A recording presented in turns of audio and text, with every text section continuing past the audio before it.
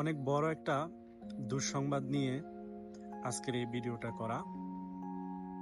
আজকে 17ই এপ্রিল যে European parliament থেকে একটি নতুন তথ্য প্রকাশ করা হয়েছে, যেখানে বলা হয়েছে বিশ্বের 7টি দেশকে তারা সম্পূর্ণরূপে সেফ কান্ট্রি হিসেবে ঘোষণা করা হয়েছে।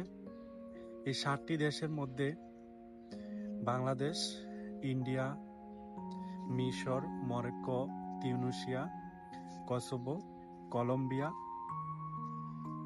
এই দেশগুলোকে আপনার সেফ কান্ট্রি হিসাবে ঘোষণা করা হয়েছে।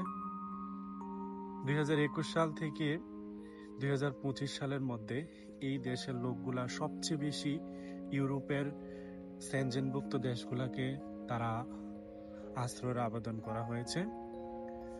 তো সবচেয়ে বেশি আবেদন করা হয়েছে ইতালিতে।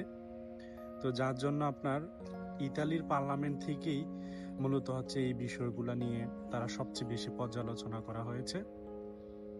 তো এটা আমাদের বাংলাদেশিদের জন্য অবশ্যই একটা দুঃসংবাদ, যারা বর্তমানে ইতালিতে অবৈধ অবস্থায় আছে।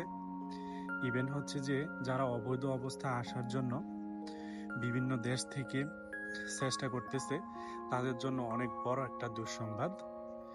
যেখানে আপনি ইউরোপের ভিতরে সেনজেন যে কোনো দেশে যদি আপনি আশ্রয়ের আবেদন করেন, এই ইউরোপের পার্লামেন্টের যে সিদ্ধান্ত গ্রহণ করা হয়েছে বা যে সিদ্ধান্ত নেওয়া হয়েছে, যেখানে বলা হয়েছে এই বিশ্বের এই 7টি দেশ, যাদের দেশে কোনো ধরনের রাজনৈতিক সমস্যা, অর্থনৈতিক সমস্যা, কোনো যুদ্ধ বিধ্বস্ত এ ধরনের কোনো সমস্যা নেই, তাহলে কেন তারা ইউরোপের ভিতরে তাহলে তারা আশ্রয়ের আবেদন করবে? সো এই বিষয়টা মাথায় রেখে বাংলাদেশ সহ বিশ্বের টোটাল 7টি দেশকে সেফ কান্ট্রি হিসেবে ঘোষণা করা হয়েছে। সো ইতিমধ্যে যারা আশ্রয়ের আবেদন করেছে তাদের, প্লাস হচ্ছে যারা আসবে, তাদের এই ফাইলগুলো খুব দ্রুততম সময়ের ভিতরে সম্পূর্ণভাবে রিজেক্ট করা হবে। সো যারা আপনারা বৈধভাবে যদি আসেন তাহলে হচ্ছে ওয়েলকাম। যারা হচ্ছে অবৈধভাবে বিভিন্ন আপনারা ইতালি প্লাস হচ্ছে ইউরোপের সেনজেন দেশগুলোতে আসবেন, অবশ্যই আপনারা এই বিষয়গুলো মাথায় রাখবেন। এটা আসলে অনেক বড় ধরনের একটা চ্যালেঞ্জ তৈরি করেছে ইউরোপিয়ান তারা। তো আশা করি অবশ্যই আমার কথাগুলো আপনারা বুঝতে পেরেছেন, আর আপনারা ভেবে চিন্তে এসে আপনারা একটা দেশে আশ্রয়ের আবেদন করবেন। তবে আমার অবস্থান থেকে আমি বলতে পারি, আপনারা ইউরোপের যে দেশে আসেন ওই দেশে আপনারা লিগেল ভাবে থাকেন, ওই দেশে থাকার চেষ্টা করেন।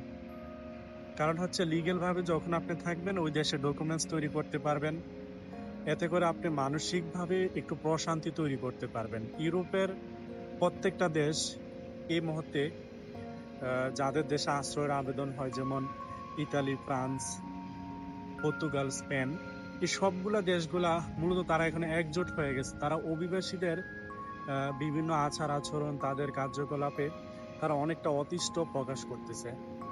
তো যার জন্য যারা আপনারা লিগেল ওয়েতে আসবেন, অবশ্যই আপনারা যে দেশে আসবেন ওই দেশে লিগেল ভাবে ডকুমেন্টস নিয়ে আপনারা থাকেন, আপনারা অনেক ভালো থাকতে পারবেন। ওকে, ভালো থাকবেন সবাই। আশা করি ইনশাল্লাহ ইউরোপ বিষয়ে যে কোনো তথ্য, যে কোনো পরামর্শ অবশ্যই যেভাবে সহযোগিতা করা প্রয়োজন ইনশাল্লাহ আমি চেষ্টা করবো ওইভাবেই সহযোগিতা করার জন্য।